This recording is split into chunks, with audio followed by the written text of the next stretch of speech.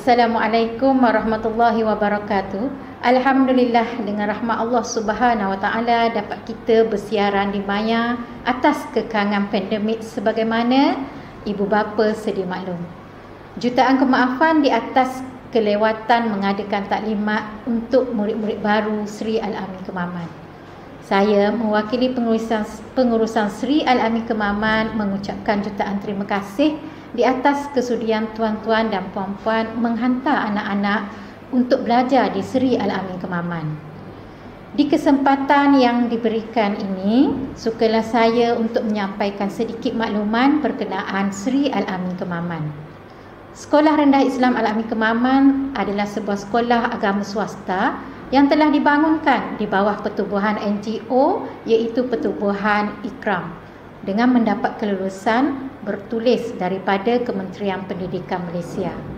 Sri Al-Amin Kemaman ditubuhkan pada tahun 1994 dengan bilangan murid perintis seramai 22 orang sahaja dengan bilangan gurunya seramai 3 orang. Alhamdulillah, berkat doa dan sokongan ibu bapa serta kesedaran masyarakat tentang perlunya sistem pendidikan yang bersepadu untuk anak-anak mereka, murid Sri Al-Amin Kemaman kian bertambah dari tahun ke tahun dan jumlah sehingga hari ini bilangan muridnya adalah seramai 672 orang dan memiliki 51 orang guru. Hala tuju dan operasi Sri Al-Amin Kemaman dipantau oleh Lembaga Pengelola Sri Smi Al-Amin Kemaman yang terdiri daripada kalangan profesional yang berpengalaman dalam pelbagai bidang termasuk pendidikan, pengurusan serta teknikal. Sri dibangunkan atas dua kurikulum bersepadu iaitu KSSR dan silibus pendidikan Ikram Musleh. Dengan dua kurikulum yang dibangunkan ini, Sri Al-Amin Kemaman berusaha membangunkan pendidikan yang seimbang dalam aspek jasmani, emosi, rohani, intelek dan sosial. Di samping itu, Sri Al-Amin Kemaman juga berusaha membentuk insan rabbani yang mampu membangunkan kehidupan diri, keluarga, masyarakat dan negara ke arah satu peradaban yang sejahtera. Untuk itu, Sri Al-Amin Kemaman memberi penekanan bukan sahaja akademik, malah turut memberi penekanan dalam bidang pembinaan sasiah, kepimpinan anak-anak dalam pelbagai aktiviti seperti program tarbiyah, program motivasi, program kokurikulum dan sebagainya. Selain itu, Sri Al-Amin Kemaman juga bergandengan dengan pihak PIBG Sri Smi Al-Amin Kemaman kerana pihak sekolah yakin gandengan yang mantap antara ibu bapa dan sekolah membuahkan hasil yang hebat buat anak-anak, insya-Allah. Sekian, wabillahi taufik wa hidayah. Assalamualaikum warahmatullahi wabarakatuh.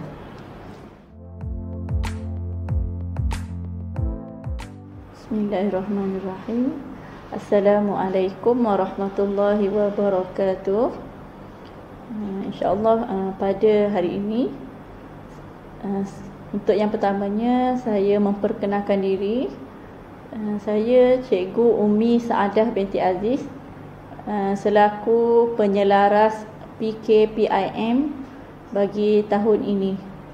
InsyaAllah pada hari ini saya akan menerangkan mengenai apa itu PKPIM. PKPIM adalah pentaksiran kontrak pelajar Ikram Musleh. Selamat PKPIM. Melaksanakan PKPIM adalah untuk membolehkan pelajar menghayati sepenuhnya hasrat dan maksud setiap kontrak sebagai amalan harian tanpa pengawasan, yang mana kita nak lahirkan anak-anak Al-Amin ni lakukan sesuatu tanpa disuruh ataupun tanpa pengawasan. Maknanya mereka lakukan sesuatu amalan harian dengan diri sendiri. Pentaksiran ini bertujuan menambah menambah baik akhlak dan adab pelajar-pelajar Al-Amin. InsyaAllah. Kontrak PKPIM dibina dan diintegrasikan bagi mencapai 11 ciri-ciri insan Rabbani. Antaranya, yang pertama, jasmani yang cergas, akhlak yang mulia, pengetahuan yang luas, hikmah yang ketara, kalbu yang sihat, akidah yang benar, rohani yang teguh, ibadah yang betul, kepimpinan yang berwibawa, dakwah yang istiqamah, dan yang terakhir, rahmatan lil alamin. Di sini saya sertakan beberapa gambar buku, buku pentaksiran yang digunakan oleh murid-murid kita. Ini contoh bagi buku tahun 1, buku PKPIM yang tahun 6, tahun 3, tahun 4. Okey, tuan-puan boleh lihat buku-buku ini dipegang oleh guru mentor masing-masing. Buku ini hanya diberi pada waktu pentaksiran saja, seperti cuti semester untuk ditaksir oleh ibu bapa, dan perlu dikembalikan semula setelah selesai ditaksir oleh ibu bapa kepada guru mentor masing-masing. Okey, siapa yang akan mentaksir anak-anak kita? Okey, yang pertama, guru mentor ataupun guru mengaji.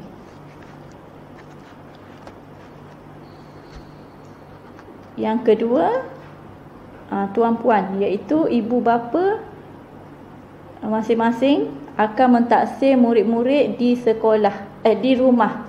Okey, guru mentaksir murid di sekolah, ibu bapa mentaksir murid di rumah. Sehubungan itu, pentaksiran yang terlibat antara mentor dan ibu bapa ni hendaklah jelas akan tujuan pentaksiran dibuat, serta mentaksir dengan jujur dan telus. Guru melihat setiap kelakuan murid sepanjang murid berada di sekolah. Ibu bapa perlu memantau dan mentaksir murid anak-anak di rumah. Guru sebagai mentor, semua pendidik perlu beri perhatian kepada pelaksanaan PKPIM berdasarkan carta alir PKPIM yang ditetapkan oleh pihak sekolah. Okey, yang kedua, mengenal pasti pelajar-pelajar yang ditaksir dan mendapat maklumat latar belakang setiap pelajar untuk diserahkan kepada penyelaras PKPIM. Mengadakan perjumpaan mingguan ataupun bulanan dengan pelajar. Biasanya kita akan buat 2 kali 1 bulan. Guru akan memberi taklimat, iaitu penerangan kepada semua murid sebelum ditaksir. Guru akan memberi penerangan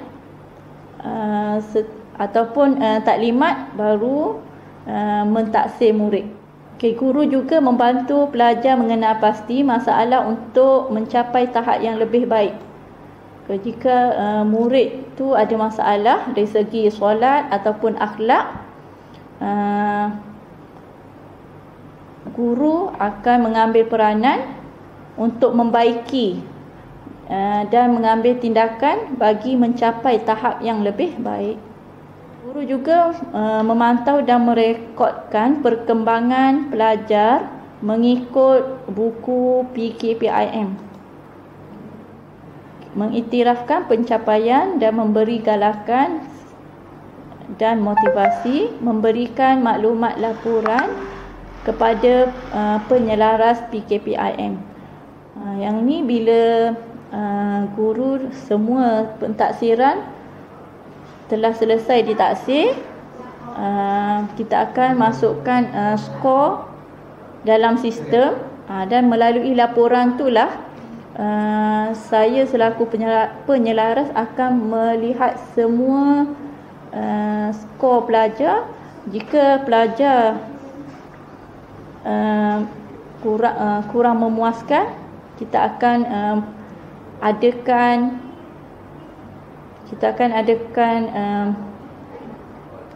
camp. Okey, contoh dari segi solat kurang memuaskan, di kalangan semua murid kita akan mengadakan camp solat, insya-Allah. Mengikut sebelum ini, tahun lepas memang kita mengadakan latihan camp solat mengikut tahun 3, tahun 4, tahun 5 dan tahun 6, setelah melihat analisa solat tu kurang memuaskan. Ibu bapa sebagai mentor, yang pertama, membantu anak menilai pencapaian. Ibu bapa perlu membantu anak menilai pencapaian. Yang kedua, membantu anak mengenal pasti masalah untuk mencapai tahap yang lebih baik. Okey, kita sama-sama membantu. Ibu bapa bantu anak-anak di rumah, guru membantu anak-anak di sekolah. Untuk mencapai tahap yang lebih baik, ibu bapa juga perlu mengenal pasti tindakan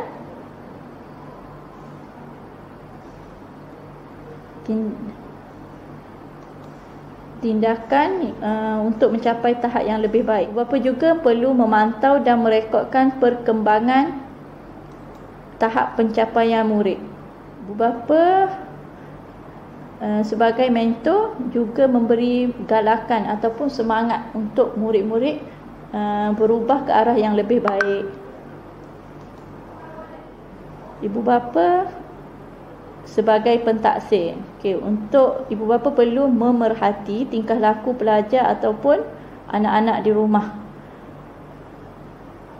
Memastikan ciri-ciri yang ditanda dalam buku PKPIM tu menepati gambaran sebenar dan melengkapkan buku PKPIM setelah pentaksiran ditaksir dengan baik, mengikut ketulusan dan kejujuran masing-masing. Di samping itu juga, rakan sebaya di dalam kelas anak-anak juga menjadi pentaksir.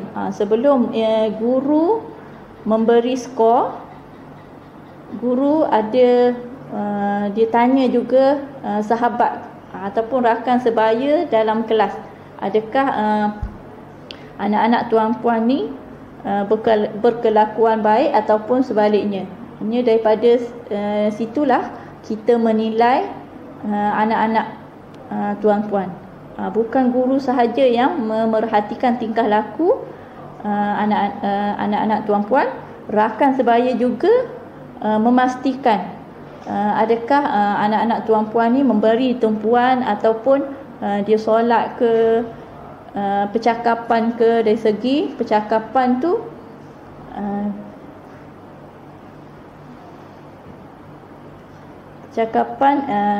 bercakap dengan lemah lembut ataupun sebaliknya. Sebelum guru memberi skor, guru akan menanya atau akan menyoal sahabat-sahabat rakan sebaya yang ada di dalam kelas. Okay, seterusnya ini adalah senarai konstruk bermula daripada tahun 1 sehingga tahun 6. Antara kontrak yang dinilai, yang pertama solat, elemen khusyuk dan menjaga solat 5 waktu. Yang ni ditaksir oleh mentor, iaitu guru dan ibu bapa. Yang kedua, budi bahasa, amanah serta pemeliharaan. Elemen pertuturan. Yang kedua, budi bahasa, amanah serta pemeliharaan. Elemen pertuturan, pelakuan, menuntut ilmu dan menjaga harta benda serta kebersihan kelas. Yang ni mentor bersama dengan pelajar. Bagi kontrak yang kelima dan keenam, iaitu kekeluargaan yang pertama, kekeluargaan yang kedua. Kekeluargaan pertama, elemen bertanggungjawab terhadap diri. Kekeluargaan yang kedua, tanggungjawab terhadap ahli keluarga. Kontrak yang keenam, amanah, iaitu menuntut ilmu. Ketiga-tiga kontrak yang saya kuningkan ini, yang berwarna kuning, yang ni adalah ditaksir oleh ibu bapa bersama dengan murid di rumah. Biasanya saya akan bagi waktu cuti penggal. Ibu bapa boleh menilai anak-anak dan memberi skor mengikut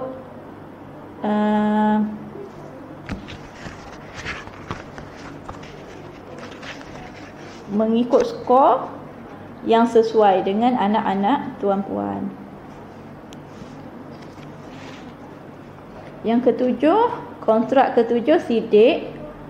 Yang ke-8, kepimpinan.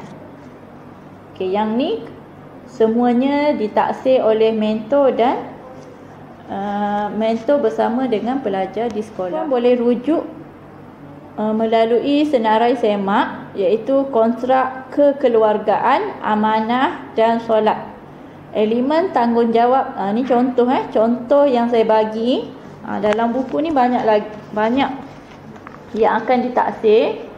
Antara contohnya, tanggungjawab terhadap diri ataupun keluarga. Skor bermula daripada skor yang pertama, kedua sehingga yang kelima. Skor yang kelima menjadi tabiat. Kalau 5 markah ataupun skor yang paling tinggi adalah 5.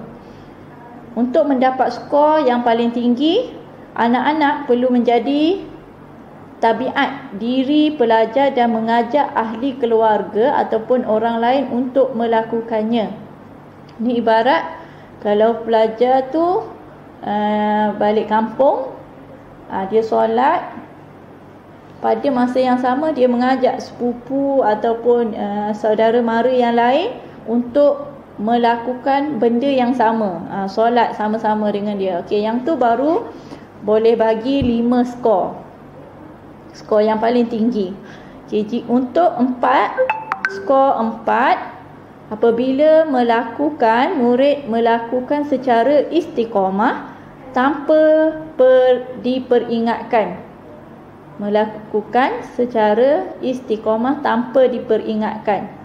Memang rutin harian dia, tiba waktu solat dia akan solat. Yang tu diberi 4 markah sebab dia hanya buat diri sendiri, istiqamah untuk diri sendiri, tidak mengajak orang lain. Bila mengajak orang lain untuk buat benda yang sama, kita akan bagi 5 skor. Skor 5. Untuk yang 4 ni hanya istiqamah tanpa diperingatkan, dia buat untuk diri sendiri, 4 markah, 4 skor. Bagi 3, untuk skor 3, murid melakukan apabila diperingatkan sekali. Apabila ibu bapa ingatkan sekali. Contoh, Hazim pergi solat, waktu solat dah masuk, terus dia solat. Yang tu 3, diperingatkan sekali. Bagi 2 skor, melakukan apabila diingatkan berulang-ulang kali. Contoh, Hadi pergi solat. Murid tu tak solat lagi. Lama, tuan-puan ingatkan lagi dia. Hadi pergi solat. Kali yang kedua ataupun berulang-ulang kali, baru dia melakukan solat. Yang tu diberi 2 skor.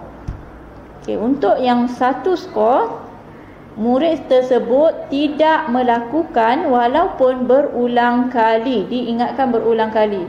Contoh, tuan-puan minta anak-anak tuan-puan solat berulang kali tersebut, tapi anak-anak tuan-puan tidak solat.